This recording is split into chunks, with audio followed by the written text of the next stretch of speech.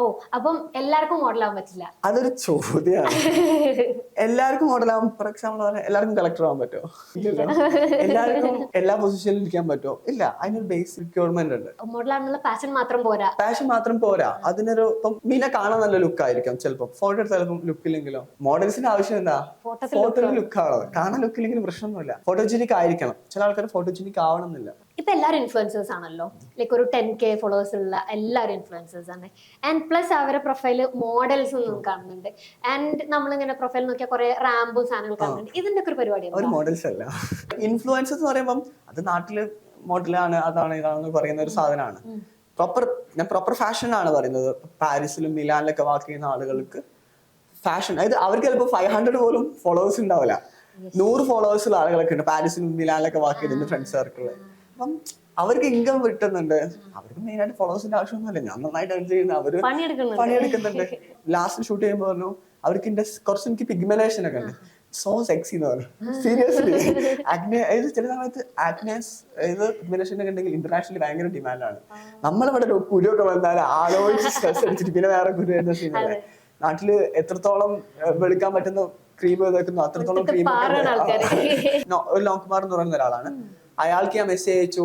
അയാള് എങ്ങനെയാന്ന് ചോദിച്ചാല് ഞാനൊരു തുടങ്ങുന്ന സമയത്തിന്റെ ഒരു ഫേസിന്റെ ഫോട്ടോ അയച്ചു. പറഞ്ഞു നിനക്ക് മോഡലിംഗ് പറ്റില്ലടാന്ന് എനിക്ക് പറഞ്ഞു. എന്നിട്ട് ഞാനൊരു 6 മാസമായിട്ട് എന്റെ മുഖത്തിന്റെ ഫോട്ടോ അയച്ചു കൊടുത്തു. എന്റെ അടുത്ത് ഇപ്പോഴും സ്ക്രീൻഷോട്ട് ഉണ്ടായില്ലേ. 6 മാസം ഫോട്ടോ അയച്ചപ്പോ പറഞ്ഞു യു സോ ഫാബുലസ്, ലൈക്ക് നീ നന്നായിട്ട് മാറിയിട്ട് ചേഞ്ച് ആയിട്ടുണ്ട്. മൂപ്പർക്ക് തോന്നി ഞാൻ വർക്ക് ചെയ്യുന്നുണ്ട്. പക്ഷെ കേരളത്തിൽ നിന്നാണ് എന്നെ അറിവില് ഏറ്റവും കൂടുതൽ നല്ല മോഡൽസ് പോയിട്ടുള്ളത് ഇന്ത്യയിൽ നിന്ന്. കാരണം എന്താ വെച്ചാല് നോർത്തിലെ ഫേസ് നമുക്കറിയാം കുറച്ചും കൂടി ഫെയർ ആണ്. ഫെയർ മോഡൽസ് നല്ല ഇതിൽ വർക്ക് ചെയ്യുന്നുണ്ട്. കേരളത്തിൽ നിന്നുള്ള മോഡൽസിന് നല്ല ഹൈ പേയ്മെന്റ് കിട്ടുന്നുണ്ട്. കാരണം പ്രത്യേകിച്ച് ഡെസ്കി കളർ ഉണ്ട്, ഹൈറ്റ് ഉണ്ട്, നമുക്കൊരു പ്രത്യേക ടോൺ ഫീച്ചേഴ്സ് ഉണ്ട്. അതായത് എല്ലാവരും പൊതുവെ കേരളത്തിലെ ഒരുപാട് മോഡൽസ് മുംബൈയിലും മിലാനിലും അതായത് ഇപ്പൊ ഉള്ള പാരീസ് ഫാഷൻ വീലൊക്കെ നല്ല രീതിയിൽ വർക്ക് ചെയ്യുന്നു.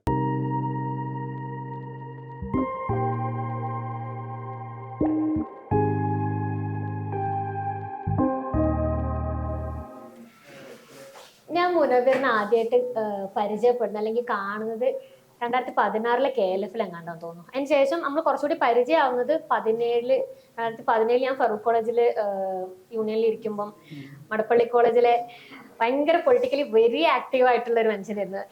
എനിക്കിപ്പോഴും മുനവ്വറിനെ ആലോചിക്കുമ്പം ഭയങ്കര ബ്യൂട്ടിഫുൾ ആയിട്ട് പൊളിറ്റിക്സ് സംസാരിക്കുന്ന ഒരു മനുഷ്യനാണ് ഞാൻ കാണുന്നത്. അതിന് ശേഷം കഴിഞ്ഞൊരു വർഷത്തില് ഞാൻ കണ്ട ആ ഒരു മനുഷ്യന് ഭയങ്കരമായിട്ടുള്ള വ്യത്യാസങ്ങളോട് കൂടിയിട്ട് ഒരു പുതിയ മനുഷ്യനെയാണ്. ഇപ്പൊ നിങ്ങൾക്ക് മുനവ്വറിന്റെ പ്രൊഫൈൽ നോക്കിയാൽ മനസ്സിലാക്കാൻ പറ്റും. ലെൻസ് കാർട്ടിന്റെ അല്ലെങ്കിൽ ഫാബിന്റെന്റെ ഒക്കെ മോഡലായിട്ട് നിൽക്കുന്നത്. ഞാനിങ്ങനെ ആലോചിക്കും, ഇങ്ങനെ ഇത്രയും പൊളിറ്റിക്കലി ആക്റ്റീവായിട്ട് നിന്നൊരു മനുഷ്യൻ പെട്ടെന്ന് ആ ഒരു ഏരിയ മാറിയിട്ട് അല്ലെങ്കിൽ ആ ഒരു ഫീൽഡ് മാറിയിട്ട് ഇങ്ങനെ ഒരു മോഡൽ ഇൻഡസ്ട്രിയിലേക്ക് അല്ലെങ്കിൽ ഫാഷൻ ഇൻഡസ്ട്രിയിലേക്ക് വരുമ്പോൾ ആ ഒരു ജേണി ഞാൻ ഭയങ്കര ക്യൂരിയസ് ആണ് ഇത് അറിയാൻ വേണ്ടിയിട്ട്. കാരണം ആ ഒരു ജേണി എങ്ങനെയായിരിക്കും? കാരണം മലബാറിന്ന് വെരി നോർമൽ വെരി ടിപ്പിക്കൽ ഫാമിലിയിൽ നിന്ന് അതിലേക്കുള്ള ഒരു യാത്ര എങ്ങനെയായിരിക്കും? ആൻഡ് ഉള്ളിൽ ഒരുപാട് ആഗ്രഹങ്ങളോട് കൂടി ഭയങ്കര പാഷനോട് കൂടിയിട്ടാണ് മുനവ്വർ ഇതിലേക്ക് വന്നതെന്ന് എനിക്ക് അറിയാം. കാരണം ഇൻ ബിറ്റ്വീൻ നമ്മൾ ഒരുപാട് കോൺവെർസേഷനുകൾ നടത്താറുണ്ട്. അപ്പോൾ അന്നേരമൊക്കെ അവർ പറഞ്ഞിട്ടുള്ളത് ഇതിൽ സ്റ്റേ ബാക്ക് ചെയ്യാനും ഇതിലേക്ക് എത്തിപ്പെടാനും ഒക്കെ ഉള്ള ആ ഒരു ജേണിനെ കുറിച്ചിട്ടൊക്കെ നമ്മൾ സംസാരിച്ചിട്ടുണ്ടായിരുന്നു. ഞാനിപ്പോഴും അറിയാൻ ആഗ്രഹിക്കുന്ന അല്ലെങ്കിൽ എനിക്ക് കേൾക്കണം എന്ന് ഞാൻ ഭയങ്കര ക്യൂരിയസ് ആയിട്ട് അറിയാൻ വിചാരിക്കുന്ന ഒരു കാര്യം അത് തന്നെയാണ്. വൈ ഫാഷൻ ഇൻഡസ്ട്രി ആൻഡ് ഇതിലേക്ക് എങ്ങനെയാണ് എത്തിയത്? സത്യം പറഞ്ഞാല് നമുക്ക് ചില കാര്യങ്ങൾ സ്റ്റോപ്പ് ചെയ്യുമ്പോൾ വേറൊന്നിലേക്ക് തുടക്കും. ചില തുടക്കങ്ങൾ ചില അവസാനത്തിലെ ആവുന്നൊക്കെ പറയാറുണ്ടല്ലോ. അതേപോലെ എൻ്റെ ലൈഫിൽ സംഭവിച്ചു എന്നുള്ളതാണ്. ഇപ്പം എന്നെ സംബന്ധിച്ചിടത്തോളം ഞാൻ ചെറുപ്പം മുതൽ ഭയങ്കര പൊളിറ്റിക്കലാണ്, നന്നായിട്ട് വായിക്കുന്ന, പ്രത്യേകിച്ചും ഏരിയ ബേസ്ഡ് വായിക്കുന്ന അങ്ങനെ മനുഷ്യനാണ്. അപ്പം ഇപ്പോഴും ആ സാധനങ്ങൾ വന്നിട്ടില്ല. അപ്പം ലോ സ്റ്റുഡൻ്റ് ആണ്, ഡൽഹിയിൽ ലോ ചെയ്തുകൊണ്ടിരിക്കുകയാണ്. അത് ഇപ്പോഴും ഉള്ളിൽ കൊണ്ടടക്കുന്നുണ്ട്. പൊളിറ്റിക്കൽ ഐഡിയോളജിയും കാര്യങ്ങളും വിശ്വസിക്കുന്നു. മോഡലിംഗ് എങ്ങനെ എത്തി എന്നുള്ള പറഞ്ഞാൽ മടപ്പള്ളി പഠിക്കുമ്പോൾ അറിയാം. ഭയങ്കര പൊളിറ്റിക്കലാണ്. നല്ല കേസിൽ ഭയങ്കര ആക്റ്റീവ് ഉള്ള ഒരാളായിരുന്നു. എനിക്ക് കുറച്ച് ഇന്റേണൽ പ്രശ്നങ്ങൾ ലൈക്ക് കുറച്ച് പൊളിറ്റിക്സിന്റെ ഭാഗമായിട്ട് എൻ്റെ സർട്ടിഫിക്കറ്റ് ഒരു 3-4 വർഷമായിട്ട് ഹോൾഡ് ചെയ്ത് വെച്ചു. കോളേജിന്റെ യൂണിവേഴ്സിറ്റിന്റെ ഇതിന്റെ ഭാഗമായിട്ട്. അപ്പൊ ഒരാൾക്ക് എഡ്യൂക്കേഷൻ കണ്ടിന്യൂ ചെയ്യാൻ പറ്റില്ല. വേറെ സർട്ടിഫിക്കറ്റ് ഇല്ലാണ്ട് നമുക്ക് എന്തിനു പോകാൻ പറ്റില്ല, ഹയർ സ്റ്റഡീസിന് പോകാൻ പറ്റില്ല. പിന്നെ ഞാൻ UPSC 2 വർഷം ട്രൈ ചെയ്തു. അതിന്റെ സ്ട്രെസ്, അതിന്റെ ഒരുപാട് ടെൻഷൻ. നമുക്ക് ഒരാൾക്ക് അത്രയും പാഷനും അത്രയും ഇഷ്ടത്തോടു കൂടി നമ്മളൊരു കാര്യം ചെയ്യുമ്പോൾ അതിപ്പോ ചിലപ്പോൾ വിചാരിക്കും നമ്മൾ എത്ര സമയം എടുത്തിട്ടാണെങ്കിൽ നമ്മൾ അച്ചീവ് ചെയ്യണം എന്നുള്ള സമയം. അതിന് വേണ്ടിയിട്ട് നമ്മൾ പല വഴികളും നോക്കും. അതിന്റെ ഒരു ഭാഗമായിട്ടാണ് ഞാൻ ഫാഷൻ നോക്കിയത്. എങ്ങനെ വന്നു എന്ന് ചോദിച്ചാല്, ഞാൻ ഒക്കെ മൂഞ്ചി കുത്തിരിക്കുന്ന സമയം എന്ന് പറയാൻ പറ്റും. മൂഞ്ചി കുത്തിരിക്കുന്ന സമയത്ത് ഞാൻ വീട്ടിലിങ്ങനെ ഇരിക്കും. അപ്പോഴും റീഡിങ്സ് ഒന്നും നിർത്തിയിട്ടില്ല. ഞാനൊരു ദിവസം ഇങ്ങനെ ഹിന്ദു ന്യൂസ് പേപ്പർ ഇങ്ങനെ വായിക്കാം. ഹിന്ദു ന്യൂസ് പേപ്പർ വായിക്കുന്ന സമയത്ത് ഒരാള് പാരീസ് ഫാഷൻ വീക്കിൽ വാക്ക് ചെയ്യുന്ന ഒരു ന്യൂസ് ഞാൻ കണ്ടു. പാരീസ് ഫാഷൻ വീക്കിൽ വാക്ക് ചെയ്യുന്ന കണ്ടപ്പം ആള് ലുക്കിംഗ് ഗുഡ്, നല്ല ഹൈറ്റ് ഉണ്ട്. എന്നെ സംബന്ധിച്ചിടത്തോളം മോഡൽ എന്ന് പറയുന്നത് ചെറുപ്പം മുതലേ നല്ല വെളുത്തിട്ടുള്ള നല്ല സെക്സി ലുക്കുള്ള ഒരാള് എന്നുള്ള വെളുത്തിട്ടിരിക്കണം, നല്ല മുടി ഉണ്ടായിരിക്കണം, നല്ല സെക്സി ആയിരിക്കും, ക്യൂട്ട് ആയിരിക്കണം എന്നുള്ള, ചിരിക്കണം. അപ്പം ഇവനെ കാണുമ്പോൾ നോർമൽ പക്ഷെ ഭയങ്കര ഒരു എന്തോ ഒരു അട്രാക്ഷനും ഭയങ്കര ഒരു ഷാർപ്പുള്ള സാധനം. ആള് മലയാളിയും കൂടിയാണ്. അപ്പൊ ഞാൻ കൂടുതൽ ക്യൂരിയസ് ആയി ഇങ്ങനെയാണ്. അപ്പം അതില് കുറെ റിക്വയർമെന്റ് പറയും. ആള് ഭയങ്കര ഡെസ്കിയാണ്, എന്റെ സെയിം കളർ, എനിക്ക് ഭയങ്കര ഇഷ്ടമായ ആള്. അപ്പൊ ആളെ ഇൻസ്റ്റഗ്രാമിലൊക്കെ തപ്പി, ആളെ പ്രൊഫൈൽ കണ്ടു. അപ്പം മുകളിലിങ്ങനെ ഒരു ഏജൻസികൾ കണ്ടു. അപ്പൊ ഇങ്ങനെ തപ്പി പിന്നെ ഇരുന്ന് റിസർച്ച് ചെയ്യലുണ്ട് എങ്ങനെ മോഡൽ ആവാന്നുള്ള സാധനമാണ്. അപ്പൊ ഞാൻ ഈ മോഡൽ രംഗത്തേക്ക് വരുമ്പോൾ ഏകദേശം ഇരുന്ന് പഠിച്ചിട്ടാണ് വന്നത്. അതായത് ഒന്നിലേക്ക് ഇറങ്ങണമെന്നുണ്ടെങ്കിൽ അതിന് റിസർച്ച് ചെയ്യണം. കാരണം ഏത് ഇൻഡസ്ട്രിയിലായാൽ പോലും അതിന്റെ ഭയങ്കര, പ്രത്യേകിച്ച് നമ്മൾ അറിയാത്തൊരു ഫീൽഡ് ആകുമ്പോൾ അതിന് ഒരുപാട് പ്രശ്നങ്ങൾ ഉണ്ടായിരിക്കും, നേരിടേണ്ടി വരുന്നു. ഇരുന്നിങ്ങനെ പഠിച്ചപ്പോൾ പറഞ്ഞു ഇന്ത്യയിൽ ഓരോരോ ഏജൻസികളുണ്ട്. ആ ഏജൻസി വഴി നമുക്ക് ഇന്റർനാഷണലി പോകാൻ പറ്റും. അപ്പം ബേസിക് ഹൈറ്റ് വേണം. അപ്പം കുറച്ചും കൂടി ഡെസ്ക് ആണെങ്കിൽ കുറച്ചുകൂടി ഡിമാൻഡ് ആണ്. ടോൺഡ് ആയിരിക്കണം. എന്റെ ഫേസ് ഇങ്ങനെ ആയിരിക്കില്ല ഇതിന് മുമ്പ് കാണുമ്പോൾ, ഭയങ്കര കുറച്ച് തടിച്ചിട്ട് താടിയൊക്കെ ഉണ്ടായിട്ട്. അപ്പൊ അതിനു വേണ്ടി വർക്ക് ചെയ്തു. 6 മാസം ഡയറ്റ് എടുത്തു, വർക്ക്ഔട്ട് ചെയ്തു, ഷുഗർ കട്ട് ചെയ്തു, മൈദ കട്ട് ചെയ്തു, റൈസ് തിന്നല് കുറച്ച്, പ്രോട്ടീൻ ചക്രങ്ങ കഴിക്കും, കോയമ്പത്തൂർ 10-15 കഴിക്കും. പിന്നെ റൈസ് കുറവാണ്, ചിക്കൻ കഴിക്കും. നല്ല പ്രോട്ടീൻ ഒരു 180 to 190 ഒക്കെ കഴിക്കും. അങ്ങനെ ഞാൻ ഏകദേശം ഇങ്ങനെ ട്രൈ ചെയ്തുകൊണ്ടിരിക്കും. നമുക്ക് എല്ലാം ഇപ്പോഴത്തെ കാലത്ത് എല്ലാം സോഷ്യൽ മീഡിയയിൽ കിട്ടും. എന്ത് ഫീൽഡ് ആണെങ്കിലും കോണ്ടാക്ട്സ് ആണ് എന്റെ ഫീൽഡ്. നെറ്റ്വർക്ക് ഉണ്ടാക്കുക എന്നുള്ളതാണ് എനിക്ക് എക്സ്പീരിയൻസ് ആയത്. അങ്ങനെ ഞാൻ ട്രൈ ചെയ്തപ്പോൾ ഇത് ബേസിക് വായിച്ചത് പോളറോയിഡ്സ് എന്ന് പറയും. ഒരാളുടെ മുഖം, ഫ്രണ്ട് മുഖം, സൈഡ് പ്രൊഫൈല്, ഇത് ഫോട്ടോ എടുത്ത് നോർമൽ ഒരു ഫോണിൽ ഫോട്ടോ എടുത്ത് അയച്ചു കൊടുത്താൽ മതി. ഏജൻസിയിലേക്ക് അയച്ചു കൊടുക്കാം. അവർക്ക് ഇഷ്ടമായാൽ അവർ ജസ്റ്റ് മെയിൽ ചെയ്യാം. അവരുടെ ഓരോ ഏജൻസിക്ക്, ഇപ്പം എന്റെ ഏജൻസി TSS ആണ്. അപ്പം അവരുടെ ഏജൻസിയുടെ ഒരു ലിങ്ക് ഉണ്ടാവും. ആ ലിങ്കിൽ പോയിട്ട് പേര്, ഏജ്, ഹൈറ്റ്, എവിടെയാണ് വരുന്നത്, അങ്ങനെ മെഷർമെന്റ്, നമ്മളെ വേസ്റ്റ് സൈസ്, ചെസ്റ്റ് സൈസ് ഒക്കെ അയച്ചു കൊടുത്താൽ അവർ നമ്മളെ പ്രൊഫൈൽ ഫോട്ടോ കണ്ട് ഇഷ്ടമാണെങ്കിൽ അവർ നമ്മളെ മെയിൽ അയക്കും. അവർ നമ്മളെ കോൺടാക്ട് ചെയ്യും. നമ്മൾ പ്രൊഫൈൽ ഇഷ്ടമായിട്ടുണ്ട്, നമ്മൾ സൈൻ ചെയ്യാൻ ഓക്കെ ആണെന്ന് പറയും. അത് ഭയങ്കര പ്രൊഫഷണൽ സാധനമാണ്. ഭയങ്കര പ്രൊഫഷണൽ എന്ന് പറഞ്ഞാൽ ഭയങ്കര പ്രൊഫഷണലാണ്. നാട്ടിലെ സംബന്ധിച്ചിടത്തോളം ഒന്നുമല്ല. അപ്പം ഇങ്ങനെ ട്രൈ, ഞാൻ ഒരു 6 മാസം ഇങ്ങനെ അപ്ലൈ ചെയ്തുകൊണ്ടിരുന്നു. ഓരോ ദിവസം ഓരോ ഏജൻസി ഇങ്ങനെ അപ്ലൈ ചെയ്തു. എനിക്കൊന്നും കിട്ടിയില്ല. റിജക്ഷൻസ് വന്നു. പിന്നെ എന്റെ മുഖത്ത് തുടക്കത്തിലേക്ക് ഭയങ്കര ആക്നി കാര്യങ്ങളൊക്കെ ഉണ്ട്. ഞാൻ വിചാരിച്ചു ഇത് ഇതാണ് ഭയങ്കര ഇൻസെക്യൂർ ഫീൽ ചെയ്തു. എനിക്ക് എങ്ങനെ വർക്ക് ചെയ്യാൻ പറ്റുമോ, അതാക്കുമോ എന്നുള്ള സാധനമൊക്കെ. എനിക്ക് പിന്നെ ഒരു ഏജൻസി കിട്ടി, ബാംഗ്ലൂർ ബേസ്ഡ്, തുടക്കത്തിലുള്ള റൂട്ട് ആർട്ടിസ്റ്റ് എന്ന് പറയും. അവരെ കൂടെ വർക്ക് ചെയ്തു. അവർക്ക് കുറച്ച് 2-3 വർക്ക് തന്നു.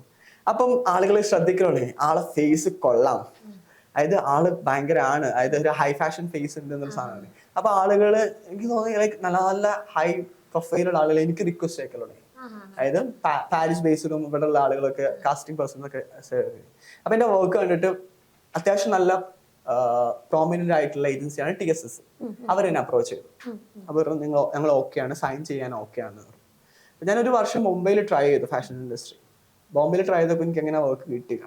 പക്ഷെ ഇന്ത്യയിലെ സംബന്ധിച്ചിടത്തോളം ഡൽഹിയാണ് ഹൈ ഫാഷൻ ഫേസ്. എന്റെ ഫേസ് കുറച്ചുകൂടി ഭയങ്കര ഹൈ ഫാഷൻ ഫേസ് ആണ്. മാഗസിൻസ്, ക്യാമ്പയിൻസ് ഒക്കെ വരുന്ന ഹൈ ഫാഷൻ ഫേസ്. ഡൽഹിയിലേക്ക് മൂവ് ചെയ്തപ്പോൾ എനിക്ക് വർക്ക് ഇങ്ങനെ സ്റ്റാർട്ട് ചെയ്തു. നല്ല നല്ല വർക്ക് സ്റ്റാർട്ട് ചെയ്തു. അങ്ങനെയാണ് ഉണ്ടായത്.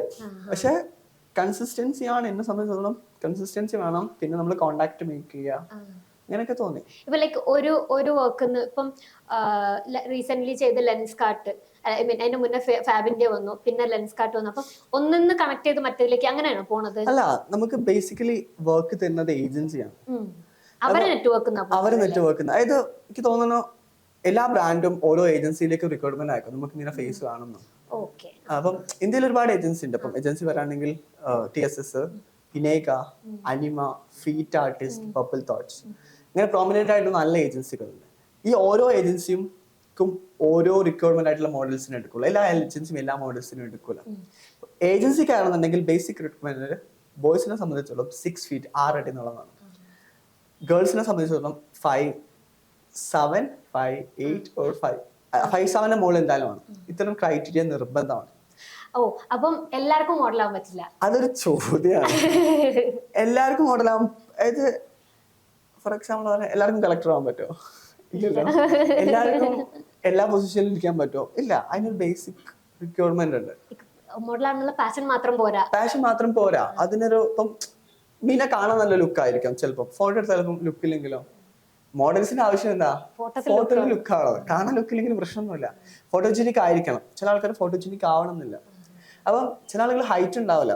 അപ്പൊ അവർക്ക് പറ്റിയ ചില സ്മോൾ ബ്രാൻഡുകളോ ഇക്കോമൊക്കെ ഉണ്ടാവും. അപ്പൊ ഞാൻ പറയുകയാണെങ്കിൽ നിങ്ങളൊരു പ്രൊഫൈലിൽ കയറുകയാണെങ്കിൽ ഏത് വർക്ക് ആണെങ്കിലും നിങ്ങൾ കാപ്പബിൾ ആണെങ്കിൽ, നിങ്ങൾക്ക് പേയ്മെന്റ് ആണെങ്കിൽ ഹൈ പേയ്മെന്റ് ഉദ്ദേശിക്കുന്നുണ്ടെങ്കിൽ അങ്ങേ പ്രൊഫൈലിൽ പോകണം. അപ്പൊ ഏത് പ്രൊഫഷൻ ആണെങ്കിലും നമ്മളെ നന്നായിട്ട് തുടങ്ങും. പക്ഷെ ഇതിന്റെ റിക്വയർമെന്റും ഇല്ല. മോഡലിംഗ് നല്ലോണം സ്ട്രഗിൾ ചെയ്യേണ്ടി വരും. പിന്നെ ഭയങ്കര ഇൻഫ്ലുവൻസർ ഒക്കെ ആവേണ്ടി വരും. പക്ഷെ അത് ഇൻഫ്ലുവൻസർ ആയി മാറിയുള്ളൂ. ഇൻഫ്ലുവൻസർ പറഞ്ഞപ്പോഴാ, ഇപ്പൊ എല്ലാവരും ഇൻഫ്ലുവൻസേഴ്സ് ആണല്ലോ. ലൈക്ക് ഒരു 10K ഫോളോവേഴ്സ് ഉള്ള എല്ലാവരും ഇൻഫ്ലുവൻസേഴ്സ് ആണ്. ആൻഡ് പ്ലസ് അവരുടെ പ്രൊഫൈല് മോഡൽസ് കാണുന്നുണ്ട്. ആൻഡ് നമ്മളിങ്ങനെ പ്രൊഫൈൽ നോക്കിയാൽ കുറെ റാമ്പും സാധനങ്ങൾ കാണുന്നുണ്ട്. ഇതിന്റെ ഒക്കെ ഒരു പരിപാടി മോഡൽസ് അല്ല. അതെന്താ പരിപാടി? അത് ഇൻഫ്ലുവൻസേഴ്സ് ആണോ? ഇൻഫ്ലുവൻസേഴ്സ് ആണ്. Actors, models, influencers entirely different ആണ്. ഞാൻ പറയുകയാണെങ്കിൽ ആക്ടിങ് നോക്കുന്ന ആൾ മോഡലിംഗ് നോക്കാതിരിക്കുന്നതാണ് നല്ലത്. കാരണം ആക്ടിങ് മാത്രം കരിയർ ഫോക്കസ് ചെയ്യുകയാണെങ്കിൽ അവർക്ക് സമയം വേസ്റ്റ് ചെയ്യേണ്ട ആവശ്യമില്ല.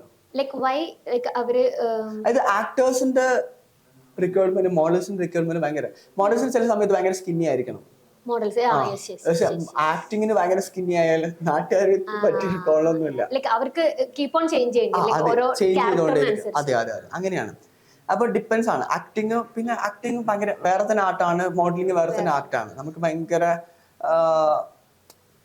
എന്താ പറയാ, ഓരോ പോസും കാര്യങ്ങളും ഒക്കെ ചെയ്യാൻ. ആക്ടിങ് വേറെ തന്നെ ആർട്ടാണ്.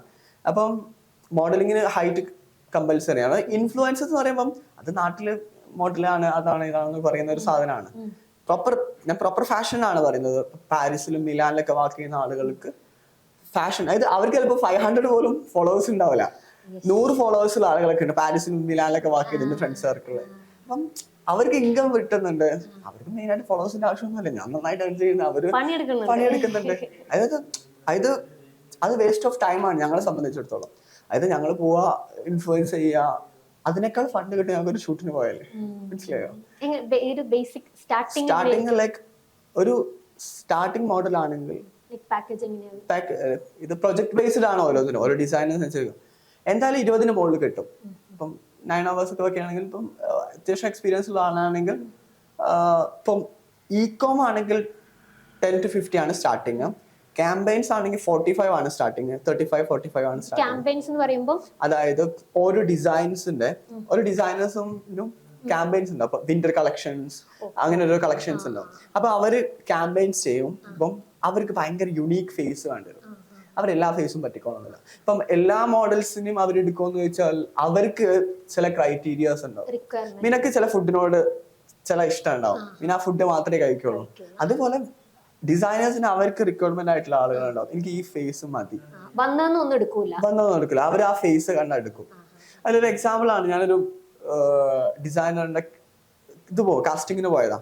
അപ്പം അവർ ആദ്യം ഷോർട്ട് ലിസ്റ്റ് ചെയ്യും, ഇത്ര മോഡൽസിന് ഷോർട്ട് ലിസ്റ്റ് ചെയ്യും ഫേസ്, അതായത് പിക്ചർ കണ്ടിട്ട്. ഒരു 35 അടുത്ത് മോഡൽസ് ഉണ്ട്. അതിന് 8, 9, 10 വർഷമുള്ള എക്സ്പീരിയൻസ് ഉള്ള മോഡൽ. ഞാനാണെങ്കിൽ ഭയങ്കര പുതിയ ആളാണ്, 6 മാസം എക്സ്പീരിയൻസ് ഇല്ല. അപ്പൊ എനിക്കാണെങ്കിൽ ഉള്ളിലിങ്ങനെ പേടിയില്ല. ഇത് അപ്പുറത്തുനിന്ന് പറയുന്നുണ്ട് 10 years ഭയങ്കരമായിട്ട് വരുന്നുണ്ട്. ഞാനൊരു സൈഡിൽ ഇങ്ങനെ ഇരിക്കാം. അപ്പൊ എന്തായാലും ഒന്ന് ട്രൈ ചെയ്യാം. കാരണം ഈ ഇൻഡസ്ട്രിയിൽ ട്രൈ ചെയ്യുന്നുണ്ട്, അറ്റ്ലീസ്റ്റ് കോൺടാക്ടെങ്കിലും മേക്ക് ചെയ്യാം, അല്ലെങ്കിൽ അറ്റ്ലീസ്റ്റ് ട്രൈ. കിട്ടിയില്ലെങ്കിൽ കിട്ടില്ല, നെക്സ്റ്റ് ടൈം ട്രൈ ചെയ്യാം. അപ്പൊ കുറെ ആളിങ്ങനെ നിൽക്കുന്ന സമയത്ത് ഫോട്ടോഗ്രാഫർ ജസ്റ്റ് ഒന്ന് വിളിച്ചു, മുനവർ എന്നോട് ഇവിടെ വാ, പേരെന്താ ചോദിച്ചു. മുനവർ ആണെന്ന് പറഞ്ഞു. അപ്പം ജസ്റ്റ് ഒന്ന് നിൽക്കും, ഒന്ന് ഫോട്ടോ എടുക്കാനാണ്. അപ്പൊ ജസ്റ്റ് വൈറ്റ് ചുമന്റെ മുകളിൽ ബാക്കിൽ ഫോട്ടോ എടുത്തു. പറഞ്ഞു, you look so good, like look like a international face എന്ന് പറഞ്ഞു. ഓക്കെ, ഒരു ശരിയൊക്കെ പറഞ്ഞു. അപ്പൊ മേക്കപ്പ് ആർട്ടിസ്റ്റിനെ വിളിച്ചിട്ട് പറഞ്ഞു, ഇവനൊന്ന് ജസ്റ്റ് ഒന്നുകൂടി ഡാർക്ക് ആക്കിയിട്ട് നിങ്ങളൊന്ന് ചെയ്തിട്ട് ഒന്ന് ഫോട്ടോ എടുക്കണം. അപ്പൊ പിന്നെ ഒന്നുകൂടി ഫോട്ടോ എടുത്തിട്ട് പറഞ്ഞു, ഇറ്റ്സ് ഗുഡ് ലൈക്ക് അപ്പം പ്രൊഡക്ഷൻ ഹൗസിൽ അവരുടെ ഹെഡിനോട് പറഞ്ഞു ഈ ഫേസ് എങ്ങനെ ഉണ്ട്, ഓ വി ഗോട്ട് അവർ ഫേസ്. അപ്പൊ പറഞ്ഞു ബാക്കിയുള്ളവരോടൊക്കെ നമുക്ക് ഫേസ് കിട്ടിയിട്ടുണ്ട് നമുക്ക്. അപ്പം അവർക്ക് ആകെ വേണ്ടത് ഫേസ് പരിപാടി കഴിഞ്ഞു. അപ്പം എല്ലാരും എടുത്ത് ട്രയൽ ചെയ്യില്ല, ഇല്ല ചില ഫേസ് അവർക്ക് പറ്റും. അപ്പം എനിക്ക് തോന്നി ഇത് വർക്ക് ആവുന്നില്ല എന്റെ കേസിൽ. അങ്ങനെയാണ് അങ്ങനെ വർക്ക്. അപ്പൊ എനിക്കിപ്പോ എന്റെ ഫേസ് ഭയങ്കര കോൺഫിഡന്റ് ആ. ഏത് ചില സമയത്ത് ഇപ്പൊ ലാസ്റ്റ് ഷൂട്ട് ചെയ്യുമ്പോൾ പറഞ്ഞു അവർക്ക് എന്റെ കുറച്ച് എനിക്ക് പിഗ്മെന്റേഷൻ ഒക്കെ ഉണ്ട്, സോ സെക്സി എന്ന് പറഞ്ഞു. സീരിയസ്ലി ആക്നെ ചില സമയത്ത് ആക്നെസ് പിഗ്മെന്റേഷൻ ഒക്കെ ഉണ്ടെങ്കിൽ ഇന്റർനാഷണലി ഭയങ്കര ഡിമാൻഡാണ്. നമ്മളിവിടെ കുരുവൊക്കെ വന്നാൽ ആലോചിച്ച് സ്ട്രെസ് അടിച്ചിട്ട് പിന്നെ വേറെ കുരു വരുന്ന സീനല്ലേ. നാട്ടില് എത്രത്തോളം വെളുക്കാൻ പറ്റുന്ന ക്രീം വെക്കുന്നു അത്രത്തോളം ക്രീം. പക്ഷേ ഡസ്കി ആയിട്ടുള്ള ബ്ലാക്സിനൊക്കെ ഇന്ത്യ ഫാഷൻ ഇൻഡസ്ട്രി ഏറ്റവും കൂടുതൽ ഏർണിങ്സ് ഉണ്ടാക്കുന്ന ബ്ലാക്സ് ആണ്. എന്റെ എക്സ്പീരിയൻസിൽ ബ്ലാക്സും ഡസ്കി സ്കിന്നും ആണ്. ഫെയർ ആയിട്ടുള്ള ആളുകൾ അപ്പൊ ഇന്ത്യൻസിന് നല്ല സ്കോപ്പ് ഉണ്ട്. അതായത് ഇന്ത്യൻസിന് ഇപ്പൊ ഞാൻ ട്രൈ ചെയ്യണമെന്ന് വിചാരിക്കുന്നുണ്ട്. മിലാൻ മാർക്കറ്റ് എനിക്ക് നിലവിലൊരു ന്യൂ ഇയർക്ക് നിന്നൊരു ഓഫർ കിട്ടിയിട്ടുണ്ട്. അപ്പം ഞാൻ പെട്ടെന്ന് സൈൻ ചെയ്യണം. അപ്പൊ നിലവിലുള്ള TSSന്റെ കോൺട്രാക്ട് എത്ര? 3 വർഷത്തേക്കാണ് കോൺട്രാക്ട്. അതിന്റെ മദർ ഏജൻസി എന്ന് പറയും.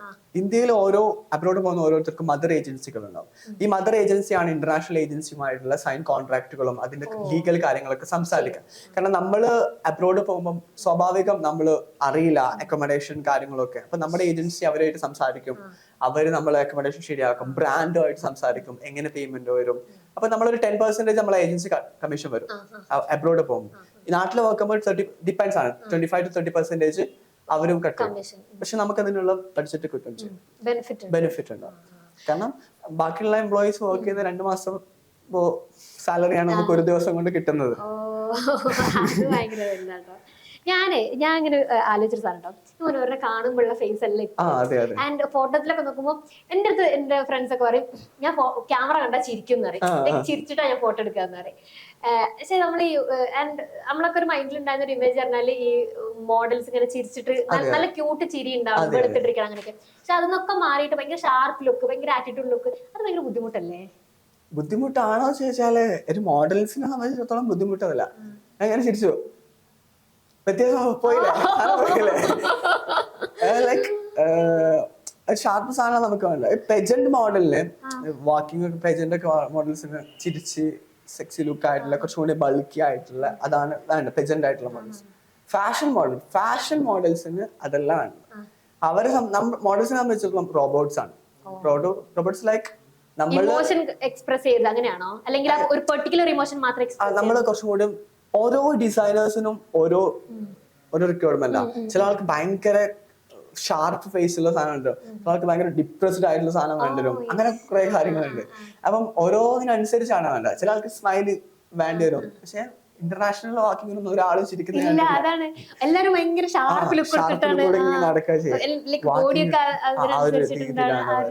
അങ്ങനെയാണ് വരിക. അതാണ് കുറച്ചുകൂടി ഫാഷന്റെ സാധനത്തിൽ വരുന്നത്. അപ്പം മോഡലിംഗ് ഇങ്ങനെ ഡിഫറെന്റ് കൈൻഡ് ഓഫ് മോഡലിംഗ് ഉണ്ട്, പല ടൈപ്പ് ഓഫ് മോഡലിംഗ് ഉണ്ട്. അപ്പൊ എങ്ങനെ ഇത് ലൈക്ക് ആ ഒരു ഷാർപ്പ് ലുക്ക് വരുന്നത് എങ്ങനെ? ലൈക്ക് പ്രാക്ടീസ് ആണോ? പ്രാക്ടീസ് ചെയ്യും. ഞാൻ തുടക്കത്തിലൊക്കെ എനിക്ക് അറിയില്ലായിരുന്നു ഇങ്ങനെ യൂട്യൂബിലൊക്കെ നോക്കി എങ്ങനെ ഇതാക്കാന്ന്. പിന്നെ ഞാൻ എന്റെ ഫേസ് ഭയങ്കര മുമ്പ് ഇതായിരുന്നു. ഞാൻ ഷുഗർ കട്ട് ചെയ്തൊക്കെ ചെയ്തപ്പോൾ എനിക്ക് ഈ ഫേസ് കിട്ടി. ജനറ്റിക്കലി ഒരു സാധനം ഉള്ളതുകൊണ്ടായിരിക്കാം. പിന്നെ അത് കിട്ടിയപ്പോൾ ഫോട്ടോ എടുത്തപ്പോൾ ഇങ്ങനെ സാധനം വരുന്നത്. പിന്നെ ഇങ്ങനെ പ്രാക്ടീസ് ചെയ്യും ഓരോ ആംഗിൾ. പിന്നെ പുതിയ നല്ല നല്ല ഫോട്ടോഗ്രാഫേഴ്സിനെ ഞാൻ ഫോളോ ചെയ്യും. അപ്പൊ ഫോട്ടോഗ്രാഫേഴ്സിനെ പുതിയ സാധനങ്ങൾ വെക്കുമ്പോൾ അത് ട്രൈ ചെയ്യും, സ്വന്തം സെൽഫി ഇത് ട്രൈ ചെയ്യും, ഓരോ ആംഗിൾ ശ്രദ്ധിക്കും.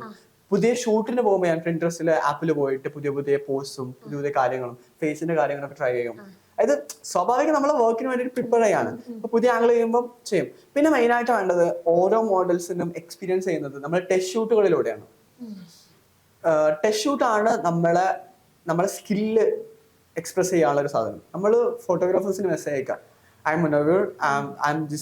എനിക്ക് ഇത്ര ഹൈറ്റ് ഉണ്ട്, എന്റേതാണ്, എനിക്ക് ഇയാളുമായിട്ട് കൊളാബറേറ്റ് ചെയ്യാൻ, ടെസ്റ്റ് ഷൂട്ട് ചെയ്യാൻ ഇഷ്ടമാണ്, താല്പര്യമുണ്ട്. ചിലപ്പോൾ അവര് നമ്മളെ പ്രൊഫൈൽ കണ്ടാൽ ഓക്കെ നമുക്ക് ചെയ്യാമല്ലോ എന്ന് പറയും. എന്നിട്ട് നമ്മളൊരു മൂഡ് ബോർഡ് ഉണ്ടാക്കും. മെയിനായിട്ട് ടെസ്റ്റ് ഷൂട്ടിൽ ഫോട്ടോഗ്രാഫർ, സ്റ്റൈലിസ്റ്റ്, അതുപോലെ തന്നെ ക്രിയേറ്റീവ് ഡയറക്ടർ ഉണ്ടെങ്കിൽ അത്, പിന്നെ മേക്കപ്പ് ആർട്ടിസ്റ്റ്, ഒരു 4-5 ഒരു വെരി ബേസിക് ടെസ്റ്റ് ഷൂട്ടിന് എത്ര പേയ്മെന്റ് കൊടുക്കണം? ഒരു പേയ്മെന്റും കൊടുക്കണം. ഫ്രീ ആയിട്ടാണോ ചെയ്യാൻ പറ്റുക? നമ്മളെല്ലാം, അതായത് ഫോട്ടോഗ്രാഫേഴ്സിനും ഫോട്ടോ കിട്ടി, എന്റെ ഫോട്ടോ കിട്ടി, എല്ലാവർക്കും ഫോട്ടോ കിട്ടി, എല്ലാവർക്കും എല്ലാവരുടെ വർക്കിന്റെ സാധനം കിട്ടി, ഓ ലൈക്ക് പോർട്ട്ഫോളിയോയിൽ സാധനം കേറി. അതാണ് വേണ്ടത്.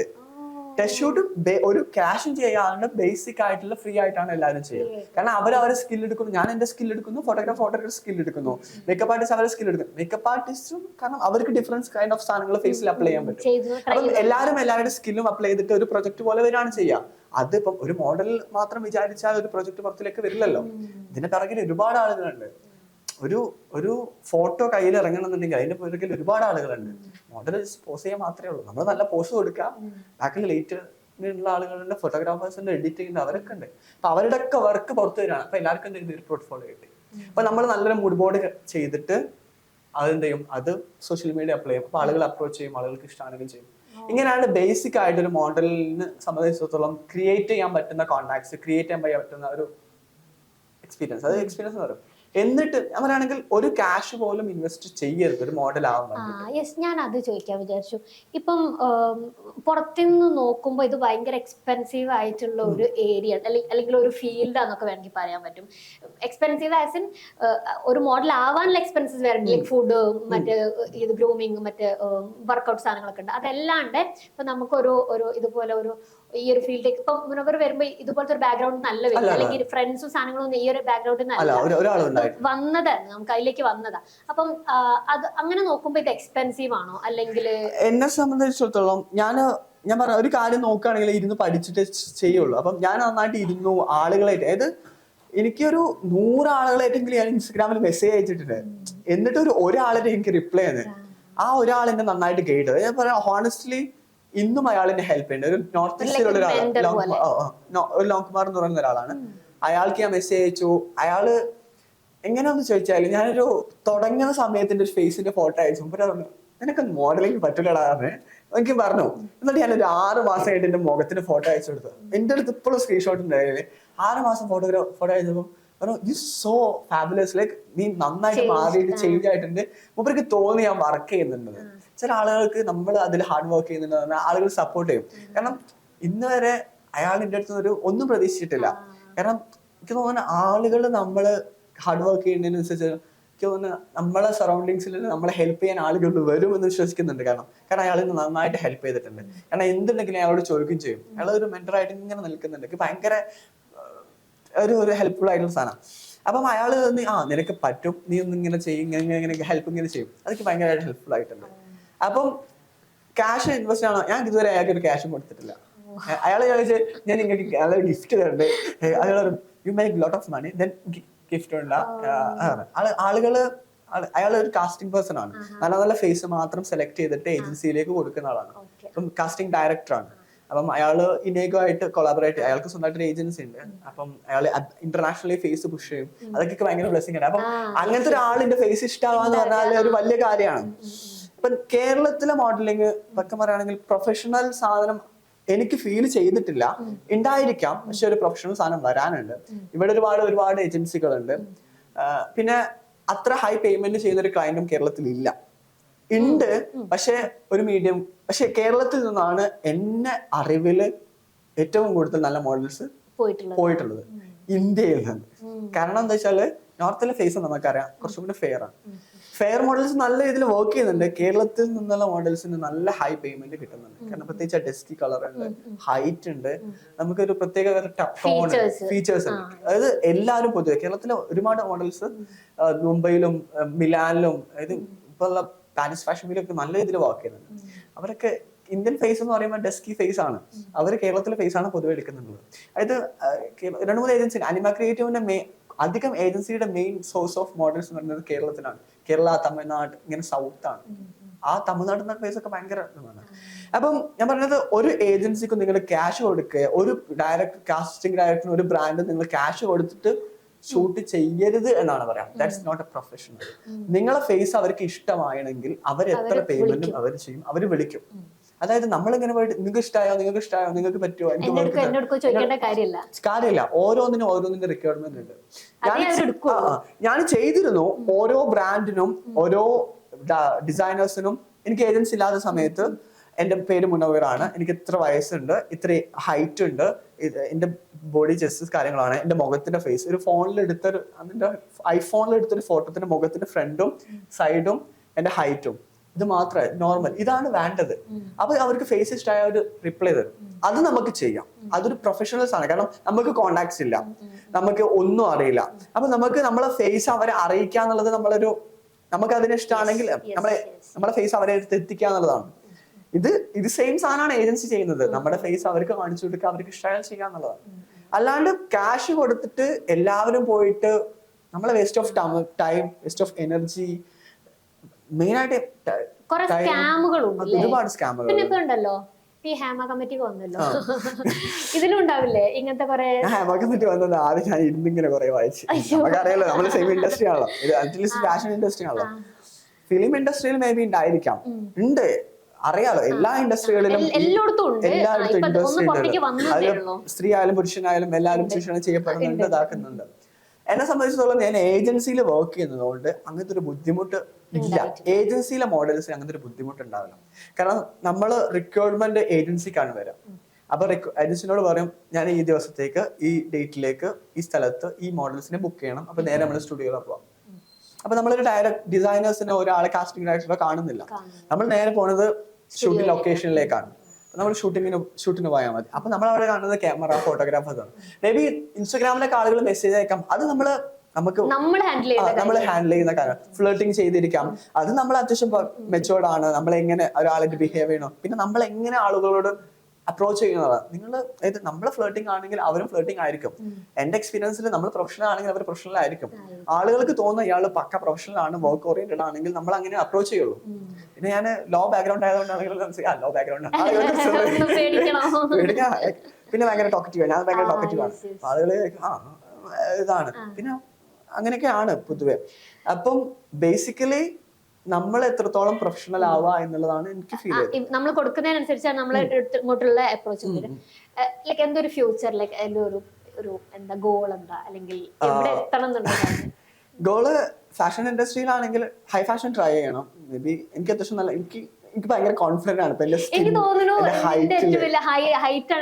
ഹൈറ്റ് ഭയങ്കര, ഞാൻ 6'1" ഉണ്ട്.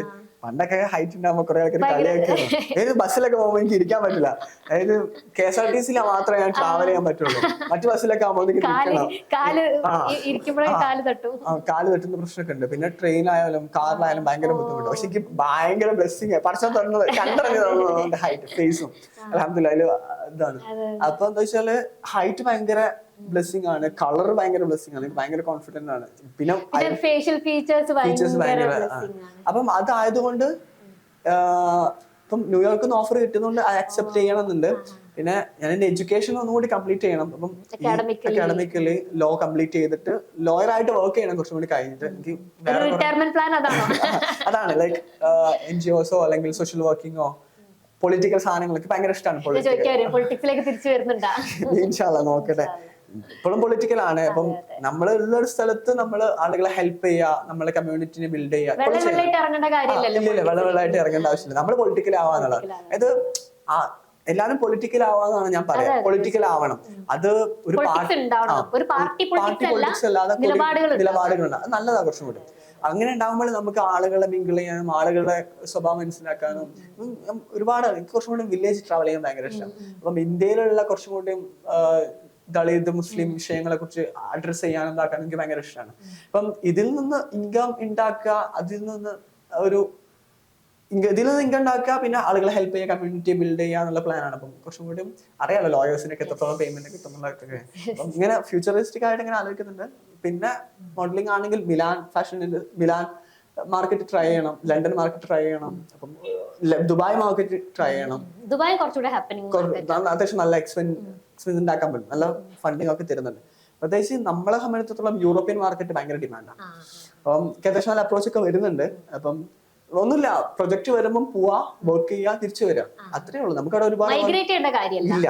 ചിലപ്പോൾ ഒരു മാസത്തേക്കോ ഒരാഴ്ചയിലേക്കോ പോവാ, വർക്ക് ചെയ്യുക, തിരിച്ചു പോരുക, അത്രേ ഉള്ളൂ. അപ്പൊ ഞാനും ഭയങ്കര ചൂസ് ചെയ്യാണ്. വർക്കിന്റെ കാര്യത്തിൽ ഞാൻ എല്ലാ വർക്കും ചെയ്യുന്നില്ല, വെറുതെ പോയിട്ടൊരു വർക്ക് ചെയ്യുന്ന ഞാൻ. അപ്കമിങ് വർക്ക്സ് എന്തൊക്കെയാ പറയാൻ പറ്റുമോ? നിങ്ങൾക്ക് റിവീൽ ചെയ്യാൻ പറ്റുമോ? കൊക്കക്കോളയുടെ ക്യാമ്പയിൻസ് അങ്ങനെ കുറച്ച് ക്യാമ്പയിൻസ് ആയിട്ട് വരുന്നുണ്ട്. ഞങ്ങൾക്ക് അധികം ക്യാമ്പയിൻസ് ഒക്കെ കിട്ടുന്നത്, അതുകൊണ്ട് ഭയങ്കര ഹാപ്പിയാണ്. അത് ഭയങ്കര ക്യാമ്പയിൻസ് ആകുമ്പോൾ കുറച്ചുകൂടി ആളുകളിലേക്ക് എത്തുന്ന സാധനം. മാഗസിൻസിൽ 3-4 മാഗസിൻസ് പബ്ലിഷ് ആയിട്ടുണ്ട്, ഔട്ട്ലുക്ക് വന്നിട്ടുണ്ട്. അപ്പൊ ഭയങ്കര ഇഷ്ടമായി. ക്യാമ്പയിൻസ് ആകുമ്പോൾ നമുക്ക് നല്ല പേയ്മെന്റ് കിട്ടും. ചില സമയത്ത് ഇതിന്റെ പ്രശ്നം എന്ന് വെച്ചാൽ സമയം എടുക്കും ചിലപ്പോൾ പേയ്മെന്റ്. ഫിനാൻഷ്യലി സ്റ്റേബിൾ ആണ് ഇപ്പൊ. ഫിനാൻഷ്യലി സ്റ്റേബിൾ ലൈക്ക് നമ്മളെ കാര്യങ്ങളൊക്കെ കഴിഞ്ഞു പോകുന്നുണ്ട്. ലൈക്ക് ഞാൻ പറയുകയാണെങ്കിൽ മോഡൽസിനേക്കാൾ ക്യാഷ് ഉണ്ടാക്കുന്ന ബാക്ക്ഗ്രൗണ്ടിലുള്ള ഒരുപാട് ആളുകളുണ്ട്. ഇപ്പം മോഡലിംഗ് എന്ന് പറയുന്ന ഒരു സമയമാകുമ്പോൾ നിൽക്കും ചെയ്യുകയൊക്കെ ചെയ്യും. പക്ഷേ ഈ ഹെയർ സ്റ്റൈലിസ്റ്റ്, മേക്കപ്പ് ആർട്ടിസ്റ്റുകള്, ക്രിയേറ്റീവ് ഡയറക്ടേഴ്സ്. എന്റെ ഫ്രണ്ട് ഉണ്ട്, അവന് വേറെ ഏജൻസിയിലാണ് വർക്ക് ചെയ്യുന്നത്. നമുക്കൊരു 9 മണിക്കൂർ 5 ലക്ഷം, 5 ലക്ഷത്തിൽ താഴെ വർക്ക് ചെയ്യില്ല. ഒരു മാസത്തെ ബഡ്ജറ്റ് എന്ന് പറഞ്ഞാൽ 20 ലക്ഷം. അപ്പൊ നാട്ടില് ക്രിയേറ്റീവ് ആയിട്ട് ആർക്കെങ്കിലും ഹെയർ സ്റ്റൈലിങ്ങും കാര്യങ്ങളും ഉണ്ടെങ്കിൽ പ്രൊഫഷണൽ ആയിട്ട് പഠിക്കുക, എന്നിട്ട് മുംബൈ, ബാംഗ്ലൂർ, ഡൽഹിയിലേക്കൊക്കെ ഷിഫ്റ്റ് ചെയ്യുക. ഫാഷൻ ഇൻഡസ്ട്രി ഒക്കെ ആണെങ്കിൽ നല്ല ക്യാഷ് ആണ് ഉണ്ടാക്കണം എന്നുണ്ടെങ്കിൽ നല്ല ഓപ്പർച്യൂണിറ്റി ആണ്. ക്രിയേറ്റീവ് ഡയറക്ടർ ക്രിയേറ്റീവ് ആയിട്ട് ചെയ്യണമെന്നുണ്ടെങ്കിൽ നല്ല ഓപ്പർച്യൂണിറ്റി. ഫോട്ടോഗ്രാഫേഴ്സിനൊക്കെ നല്ല ക്യാഷാണ്. പിന്നെ ഉള്ള മേക്കപ്പ് ആർട്ടിസ്റ്റാണ്. ബേസിക് ഒരു ദിവസം 3 lakhs സ്റ്റാർട്ടിങ്, 1 lakh സ്റ്റാർട്ടിങ് ചെയ്യാൻ പറ്റും. സ്റ്റാർട്ടിങ് 1 lakh ഒക്കെ ചെയ്യുന്നത് മേക്കപ്പ് ആർട്ടിസ്റ്റുകൾ 10 lakhs വരെ പെർ ഡേ.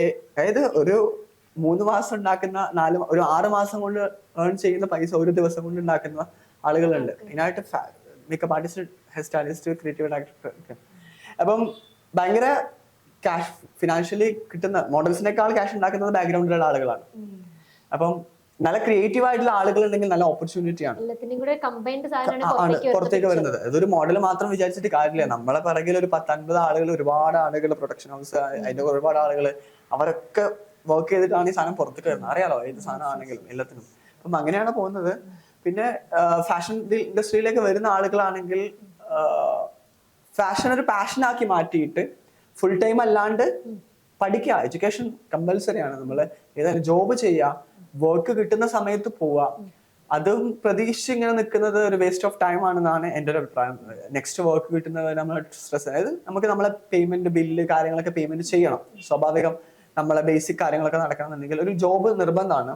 അപ്പൊ ആ ജോബിന്റെ പാർട്ട് ടൈം ആയിട്ട് ഫാഷൻ മാത്രം നോക്കിക്കാണും. നിങ്ങൾക്ക് റെഗുലർ ആയിട്ട് ജോബ് ഫാഷൻ ഇൻഡസ്ട്രിയിൽ നിന്ന് കിട്ടുന്നതെങ്കിൽ നിങ്ങൾക്ക് ജോബ് ക്വിറ്റ് ചെയ്യാം, നിങ്ങൾ ഓപ്ഷനാണ്. ഞാൻ അങ്ങനെ സജസ്റ്റ് ചെയ്യുള്ളൂ. ഇതൊരു അറിയാലോ, ഒരു റെഗുലർ ജോബ്, അൺസ്റ്റേബിൾ ആയിട്ടുള്ള ജോബാണ്. ഒരു സീസൺ, ഇപ്പം ചിലപ്പം വിന്റർ സീസൺ, അങ്ങനെ സീസണാണ്. പക്ഷെ നിങ്ങൾക്ക് ആ സീസണിൽ നല്ല ക്യാഷ് ഉണ്ടാക്കാൻ പറ്റും. അടുത്ത 6 മാസം വെറുതെ ഇരിക്കാൻ പറ്റും. എന്നെ സംബന്ധിച്ചിടത്തോളം വെറുതെ ഇരിക്കുന്നത് ഭയങ്കര ബോറിംഗ് ആണ്. അല്ലെങ്കിൽ എന്തെങ്കിലുമൊക്കെ വായിച്ചിരിക്കും, അങ്ങനെയാണ് ചെയ്യുക. അപ്പം ഒരു ജോബ് ഉണ്ടാകുന്നത് നല്ലതാണ്. അപ്പൊ ഞാൻ എഡ്യൂക്കേഷനിൽ സമയം ഇൻവെസ്റ്റ് ചെയ്യുന്നു. ജോബ് ഉണ്ടാകുമ്പോൾ പോകുന്നു, വർക്ക് ചെയ്യുന്നു, പോരുന്നു, ക്യാഷ് എഡ്യൂക്കേഷൻ യൂസ് ചെയ്യുന്നു, എന്റെ ആവശ്യങ്ങൾക്ക് നടക്കുന്നു. പിന്നെ എസ്റ്റാബ്ലിഷ് ആയ മോഡലാണെങ്കിൽ നമുക്ക് ഇങ്ങനെ ചെയ്യാം. പിന്നെ നമ്മളെ എഡ്യൂക്കേഷൻ, എപ്പോഴും ഞാൻ പറയുകയാണെങ്കിൽ എഡ്യൂക്കേഷൻ കംപ്ലീറ്റ് ചെയ്യുക, എഡ്യൂക്കേഷൻ ക്വിറ്റ് ചെയ്തിട്ട് ഇതിലേക്ക് പോകരുത്. പിന്നെ മോഡൽ മാത്രമാവണം താല്പര്യമുള്ള ആളുകൾക്ക് ചെയ്യാം. അതൊക്കെ ഓരോരുത്തരുടെ ചോയ്സ് ആണ്, ഇൻഡിവിജ്വൽ ചോയ്സ് ആണ്. എന്തെങ്കിലും ജോബ് ബേസിക് ഉണ്ടാകുന്നത് ഇറ്റ്സ് ഗുഡ്. നമുക്ക് എൻഡ് ഓഫ് ദ ഡേ നമ്മളെ ഫാമിലി എല്ലാവരും ഹെൽപ്പ് ചെയ്യുക, ഫിനാൻഷ്യലി സ്റ്റേബിൾ ആവാന്നുള്ളതാണല്ലോ ഇമ്പോർട്ടന്റ്. ഞാൻ പേഴ്സണലി ഭയങ്കര ഹാപ്പി ആയിട്ടുള്ള ഒരു എപ്പിസോഡാണത്. കാരണം കുറെ വർഷത്തിന് ശേഷമാണ് മുനവറിനെ കാണുന്നത്. ആൻഡ് നമ്മൾ ഇൻ ബിറ്റ്വീൻ സംസാരിക്കാറുണ്ട്, കോൺവെർസേഷൻസ് കണ്ടിന്യൂ ചെയ്യുന്നുണ്ട്. പക്ഷെ ഇങ്ങനെ ഒരു കണ്ടിന്യൂസ് ടോക്ക് കുറെ കാലത്തിന് ശേഷമാണ്. അപ്പോ പേഴ്സണലി എനിക്ക് അറിയാത്ത വെരി ന്യൂ ആയിട്ടുള്ള ഒരു ഏരിയയും കൂടിയാണ്. എനിക്കും തീർച്ചയായിട്ടും, ഞാനും ഭയങ്കര എന്നും പഠിച്ചുകൊണ്ടിരിക്കുകയാണ്. പക്ഷെ നല്ല രസമാണ് ഇൻഡസ്ട്രി. കുറച്ച് നമ്മൾ എല്ലാ ഇൻഡസ്ട്രിയും പോലെയല്ല, കുറച്ച് ക്രിയേറ്റീവ് ആണ്. നമ്മൾ കുറച്ച് ക്രിയേറ്റീവ് ആവണം. അപ്പം അതിന്റെ വർക്ക് ചെയ്തുകൊണ്ടിരിക്കുകയാണ്.